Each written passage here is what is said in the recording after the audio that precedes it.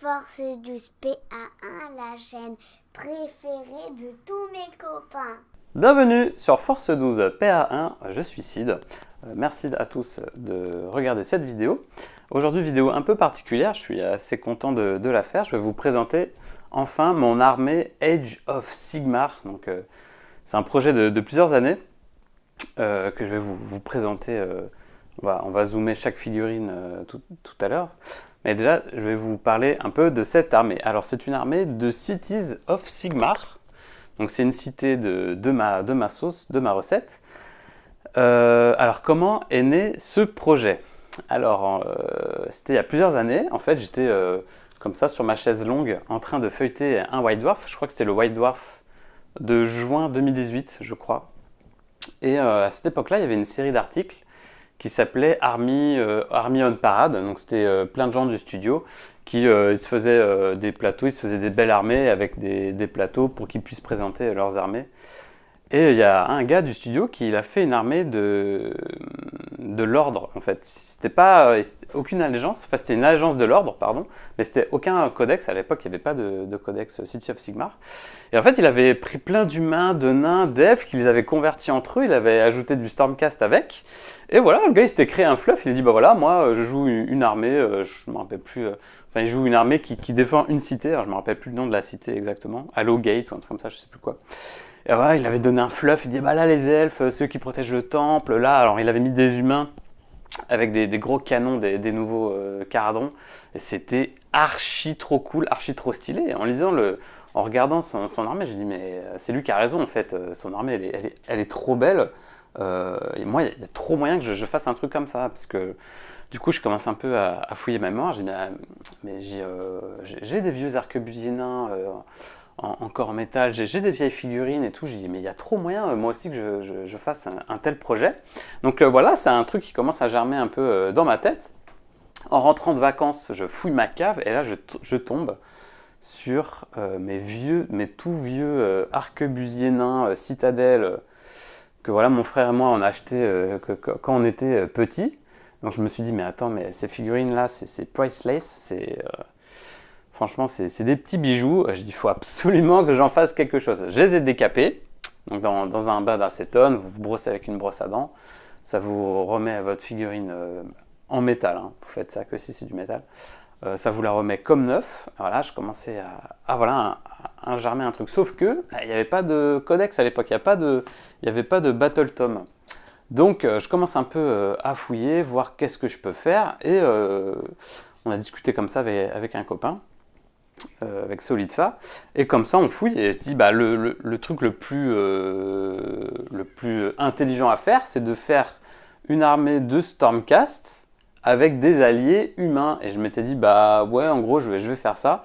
Donc l'idée c'était de faire je vais vous les montrer après, rassurez-vous, de faire des Stormcast avec des têtes d'humains. Voilà, j'ai un peu converti, j'ai essayé de mettre des têtes d'humains pour les humanifier, et donc faire une battle line de Stormcast qui tape, de faire une gunline d'arquebusier et en avant Guingamp.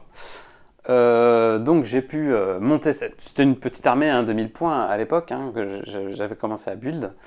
Je m'étais inscrit à un choix des armes dans une boutique parisienne qui s'appelle Uchronie Games, où justement ça tombait bien parce qu'ils lançaient un choix des armes pour Age of Sigmar. L'idée c'était de peindre 200 points d'armée tous les mois pour arriver très vite à une armée de 1000 points. J'ai dit bah ça tombe bien, je suis en train de le faire, donc je m'inscris. Alors bon, il s'est avéré que j'étais quasiment un des seuls à avoir fait ce choix des armes, à l'avoir fait régulièrement en tout cas. Et j'en suis très content parce que ça m'a permis de faire 1000 points de Stormcast. Et quelques semaines après, je sais pas, genre un mois après, j'apprends que Games Workshop sort Cities of Sigmar. Et alors là, j'étais hyper heureux. Je me dis, mais oui, yes, enfin, mon vœu est exaucé. Je vais enfin pouvoir me faire une armée full humain, enfin, que des petits bonhommes, des petits soldats. Ce que je voulais à la base. Et donc là, j'étais super heureux. Donc j'ai pu vraiment peindre plein de choses que je vais vous montrer tout de suite. Et après, je peux même vous parler un peu de comment j'ai texturé les socles, tout ça. Je vous montre ça tout de suite à l'écran. Donc voilà où se situe l'armée aujourd'hui. Donc alors j'ai pas trop compté, je dois avoir peut-être 2500 points, 3000 points, à vrai dire, je sais pas trop. Alors on va commencer tout de suite par les figurines du fond. Donc vous avez la partie Stormcast donc, qui a été construite, voilà, donc c'était la première partie du projet comme je vous expliquais avec le choix des armes et à l'époque où le Battletome n'était pas sorti. Donc c'est des Stormcast un peu humanisés. Donc ici on retrouve le Lord Castellan, je crois, avec son Gryph-hound. Pareil, je lui mets une tête d'humain. Alors la gamme de la tête pour celui-là, c'est du Kingdom Death Monster, donc vous ne pourrez pas la trouver, il fallait avoir kickstarté le jeu. Et les autres têtes des Stormcast, c'est des maraudeurs, c'est des têtes que j'ai trouvées par-ci, par-là. Au fond, vous avez 3 évocators qui sont plutôt balèzes. Et en plus, en proxy, je joue les évocators qui sont dans Shadespire, qui était dans la saison 2 de Warhammer Underworld, ce qui me fait une escouade de 5. Alors eux, c'est je ne me rappelle même plus, hein, les Judicators, je crois que ça s'appelle. Voilà, parce qu'il me fallait une force de frappe pour capturer les objets. Au final, je les joue quasiment jamais. Et donc voilà, les fameux petits arquebusiers, donc avec les arquebusiers citadelles que j'ai acheté quand j'étais tout petit, que j'ai remis au goût du jour et surtout à la couleur de l'armée. Alors vous pouvez voir aussi qu'il y a des figurines périminiatures, donc c'est celle-là. Pareil, ça c'est mon frère qui me les avait filées, donc gentiment, donc merci à lui. Et du coup ça me fait une escouade pas chère, une armée au final pas chère. Et enfin, j'avais mis un Knight Azyros, pareil que j'avais humanifié avec une tête d'humain. Parce que lui, il fait une bulle de DPS, en fait, il relance les 1 quand vous ciblez des unités qui sont à 10 ou 8 ou 10 pouces de lui. Donc je trouvais que c'était plutôt combo avec les arquebusiers, donc au final... voilà, donc à l'origine, c'était voilà, une petite force de Stormcast avec des alliés humains. Ça, c'était l'origine du projet. Puis donc après, comme je vous expliquais, le Battletome est sorti. Et donc, j'ai vraiment pu faire une armée à ma sauce. Alors, comme j'aime beaucoup les machines de guerre, j'avais des vieux nains, pareil, un canon-orgue et tout ça. Je m'étais dit, bah, autant faire une armée... excusez-moi, comme j'ai aussi pas mal d'arquebusiers que je voulais jouer autour de ça, autour d'arquebusiers et de machines de guerre. Donc quand j'ai vu qu'il y avait la cité d'eau grise qui permettait de comboter tout ça, je me suis dit bah ok go, on va faire ça, on va utiliser les règles de la cité eau grise, mais on va se faire notre cité à nous. Donc on va pas l'appeler eau grise, la mienne je pas trop, c'est la cité de Humber Guild, voilà on va l'appeler comme ça, Humber Guild. Je vais vous expliquer pourquoi après. Alors, donc, on est parti sur 40 arquebusiers. Donc, il y a les 20 premiers arquebusiers ici, les 40 autres ici. Donc, ça vous fait quand même pas mal de DPS. Toujours avec des figurines citadelles, des vieilles figurines citadelles, des arquebusiers que j'ai retrouvés dans mes placards, des trucs que j'ai rachetés. Parce qu'il m'en manquait un petit peu. Donc, je crois que j'ai juste racheté une boîte d'arquebusiers pour pouvoir monter jusqu'à 40. Ici, vous avez le Free Guild général avec son porteur d'épée, parce que Messire, c'est pas lui qui porte son épée, hein. Il a un petit tocard pour le faire. Alors hop, si je le mets dans le bon sens, c'est mieux. Donc ça, c'est une vieille figurine Rackham que j'ai trouvée de 4 vallons. Je t'ai dit que c'était assez stylé, j'ai trouvé que ça, les deux, ils allaient plutôt bien ensemble. Et là, on va passer aux 40 Free Guild Guard. Alors ça, c'est la dernière partie de l'armée que j'ai peint. Et celle-là, c'est peut-être une de mes unités favorites parce que dedans, il y a tout et à manger. C'est pour ça que je voulais jouer cette armée. Il y a de tout dedans, hein. Vous avez de l'elfe, vous avez de l'humain, du nain. Et là, on voit vraiment que en fait, c'est des gars qui se battent pour défendre leur cité, quoi. Il n'y a pas de... Ils se battent parce que les cloches, ding, ding, ding, ding, ding, la milice sonne, au secours, venez défendre les murs. Et hop, ils viennent de s'habiller et ils partent au combat, vite fait, bien fait. Alors, je vais vous présenter donc le chef de l'unité. Donc ça, c'est un vieux garde d'Alan que j'ai repeint. J'ai mis un petit singe de l'Empire devant. Le porte-étendard, donc j'ai pas encore fait l'étendard, mais à culpa. Donc ça, c'est pareil, c'est un périminiature. Et Le musicien, bah, vous l'avez reconnu, c'était un elfe noir. Du coup, que je l'ai peint pas trop en mode elfe noir. Alors dedans, vous avez du nain, de l'elfe noir, mais donc on va dire que c'est des elfes standards. Toujours du Rackham, il y a un peu de tout, du nain, de l'elfe, lui, waouh, je cours. Elle, pareil, vous l'aurez reconnu, c'était une ancienne keltoise de chez Rackham. C'était une furie, je ne me rappelle plus le nom. C'était bref, une figurine Rackham. Elle, c'était une Valkyrie de chez Rackham. La figurine, elle est magnifique. Je suis trop content de lui rendre, de la remettre au goût du jour en fait, et de la mettre dans mon armée, quoi. Ça lui redonne une deuxième vie, et je suis assez content. Voilà, donc là, après là, c'est l'autre partie. Pareil, donc ça c'est la figurine d'un joueur d'épée. J'ai enlevé la tête, je crois que la tête était cassée. Alors, attendez, je vais essayer de faire le focus. Voilà, je lui ai mis une tête d'elfe dessus. Voilà, là ici vous avez encore une nouvelle Valkyrie, et puis derrière vous avez voilà, des soldats un petit peu convertis. Voilà, donc ça c'était pour ma Friguilde garde. Et on va passer à la dernière partie, donc les machines de guerre. Donc ça c'est la partie qui m'a coûté le plus cher en termes d'euros d'investissement, parce que les deux roquettes je les avais pas, donc ça je les ai achetés. Les servants, bon, j'en parle pas trop, c'est des servants. Par contre, j'ai récupéré des vieux servants nains que j'ai un peu mis dans chaque équipage. Donc ça, c'est un canon orgue nain, et là, ça me sert de roquette batterie, non pas les roquettes, le volley gun. Ça me sert de volley gun. Et pour accompagner la dernière machine de guerre, donc il y en a 4 en tout, et la dernière, c'est une célestiale baliste, parce que c'est quand même archi balèze. On va finir avec les personnages. Donc lui, ça c'est mon Cogsmith, parce que le Cogsmith c'est l'ingénieur. Donc ça c'est plutôt cool, ça relance les 1 et puis ça guérit les machines. Et là, le Runelord. Donc le Runelord, alors je suis un peu dégoûté parce que j'étais persuadé quand j'étais petit, j'avais plein de prêtres runes nains et je les ai pas retrouvés. Alors j'ai dû les revendre, ou je sais pas, ma mère les a fondus pour je sais pas quoi, pour revendre le plomb. Enfin, je sais pas, en tout cas, j'ai pas retrouvé les prêtres runes. Donc, j'ai dû en racheter un. J'étais un petit peu dégoûté, pour être honnête. Voilà, bon, bah, c'est pas non plus très grave. Le Runelord, donc le Runelord, il est hyper important parce qu'il a des runes. Il fait des prières. Qu'est-ce que vous lancez sur 2+, et en plus, ça a un dispel. Et comme j'ai pas beaucoup de mages, donc lui, c'est hyper important. Et ça, c'est le Lord Ordinator, donc le Lord Ordinator, qui sera au final le général de l'armée. Alors, Lord Ordinator, c'est pareil, je lui ai mis une tête de l'Empire. Voilà, et donc lui, il est plutôt balèze, hein, puisqu'il améliore de 1 la touche pour les machines de guerre, qui sont, je crois, à 6 pouces de lui. Et enfin, la dernière pièce, c'est le Célestial Hurricanum. Donc lui aussi, il donne +1 à la touche aux machines de guerre, donc c'est une bulle. Je lui ai mis un mage, un battle mage devant. Alors, me demandez pas d'où vient ce mage, parce que j'en ai plus aucune idée. C'est une vieille figurine que j'ai achetée il y a peut-être plus de 10 ans.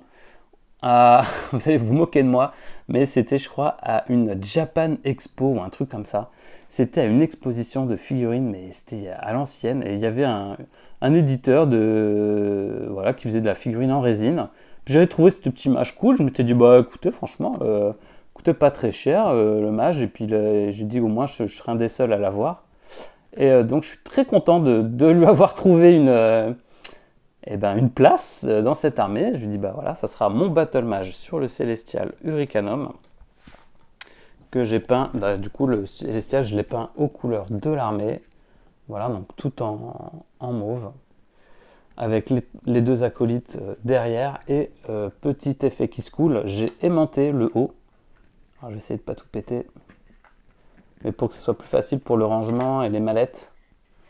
Écoutez, mon aimant est tellement balèze que j'arrive même pas à l'enlever. Voilà.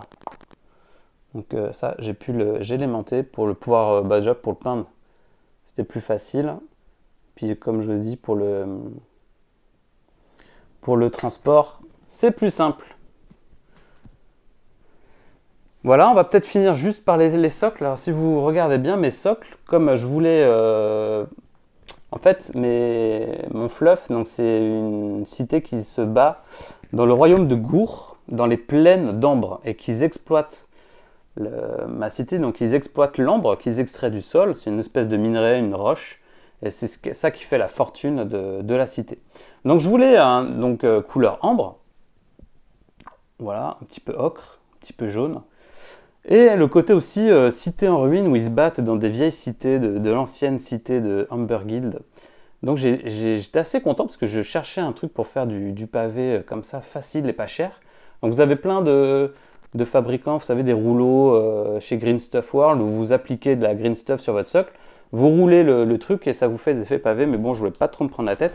Et j'ai eu de la chance lors d'un voyage de trouver ça en fait. C'est chez Tamiya qui fait ça. C'est du papier en fait, hein. Ça coûtait que dalle.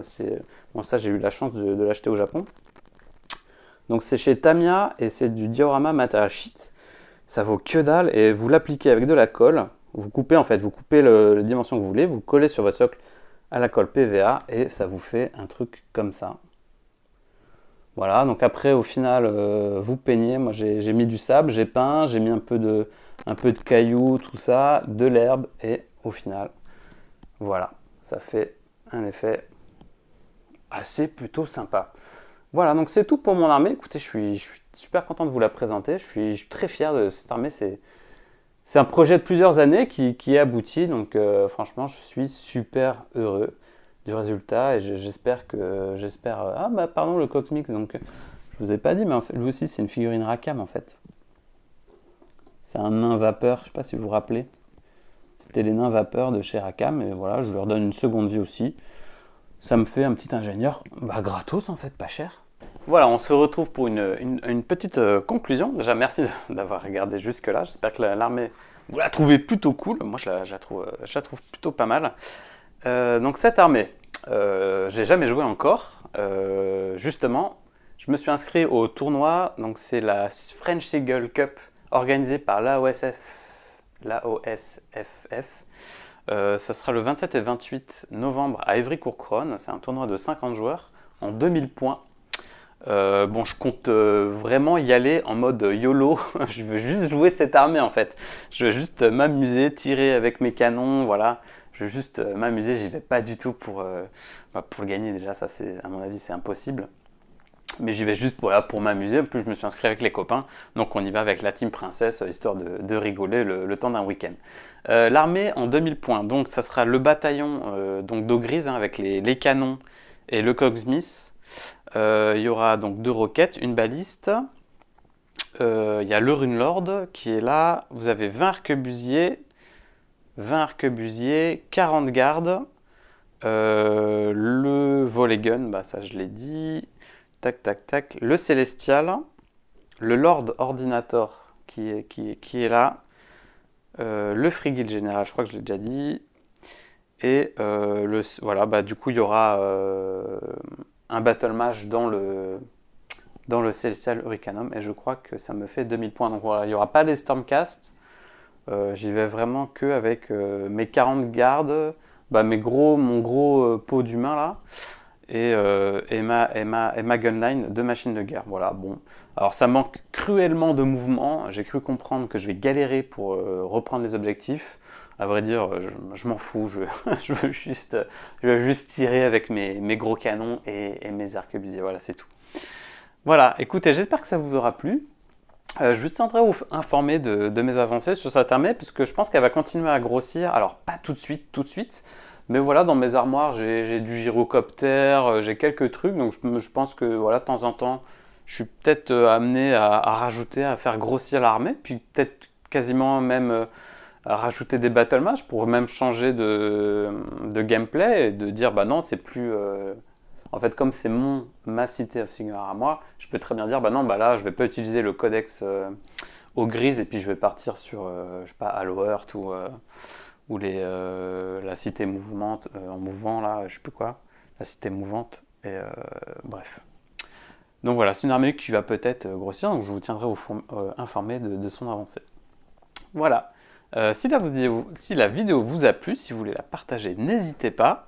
Quant à moi, on se retrouve très vite, bientôt pour de futures vidéos sur Force 12 P1. Ciao!